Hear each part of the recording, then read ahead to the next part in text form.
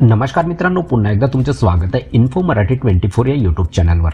मित्रांनो, EPS 95 पेन्शनबद्दल एक अत्यंत महत्त्वाची बातमी घेऊन आलेलो आहे। बातमी आहे EPS 95 पेन्शनवर मोठी कमेंट। मित्रांनो, काय आहे या बातमीमध्ये नक्की बघूया, पण त्याआधी जर तुम्ही आपल्या चॅनलवर नवीन असाल तर चॅनलला सबस्क्राईब करून बाजूला दिलेल्या बेल आयकॉनला नक्की क्लिक करा।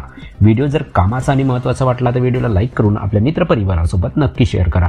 आणि हो मित्रांनो, व्हिडिओला शेवटपर्यंत नक्की बघा, जेणेकरून तुमच्याकडून कोणतीही माहिती सुटणार नाही। मित्रांनो, सध्या कर्मचारी पेन्शन योजना 1995 अंतर्गत किमान 1000 रुपये पेन्शन दिले जात आहे। या पैशातून पेन्शनधारक आपले जीवन कसे चालवत आहेत हा विचार करण्यासारखा विषय आहे। आता रामकृष्ण पिल्लई यांनी EPS 95 पेन्शन संकल्पना आणि किमान पेन्शनवर भाष्य केले आहे। पेन्शनधारक राजेंद्र पिल्लई म्हणाले की EPS 95 पेन्शनची संकल्पना म्हणजे 33 वर्षाच्या पेन्शन पात्र सेवेनंतर पेन्शन पात्र वेतनाच्या 50% पेन्शन म्हणून प्रदान करणे। पेन्शन वाढवण्यासाठी जर मर्यादा घातली गेली तर वेतनातील वाढ आणि महागाई लक्षात घेऊन पेन्शन योग्य वेतन वेळोवेळी पुन्हा भरणे आवश्यक आहे। 10 वर्षाच्या पेन्शन योग्य सेवेनंतर किमान पेन्शन स्वीकार्य होते।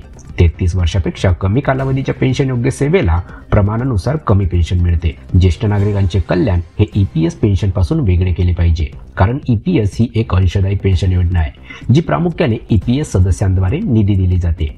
EPS ची संकल्पना म्हणजे 33 वर्षाच्या पेन्शन पात्र सेवेनंतर पेन्शन पात्र वेतनाच्या 50% पेन्शन म्हणून प्रदान करणे। पेन्शन वाढवण्यासाठी वेळोवेळी होणारी वेतन वाढ आणि महागाई लक्षात घेऊन जर मर्यादा निश्चित केली असेल तर पेन्शन योग्य वेतनात सुधारणा करणे आवश्यक आहे। करदात्याच्या पैशातून सर्व पात्र ज्येष्ठ नागरिकांना वृद्धापकाळ निवृत्ती वेतन देण्यात यावे, ज्यामध्ये EPS पेन्शनधारकाचा समावेश आहे, जर ते अन्यथा पात्र असतील तर मित्रांनो, कशी वाटली कामाची आणि महत्त्वाची बातमी? जर बातमी कामाची आणि महत्त्वाची वाटली असेल तर व्हिडिओला लाईक करून आपल्या मित्रपरिवारासोबत नक्की शेअर करा।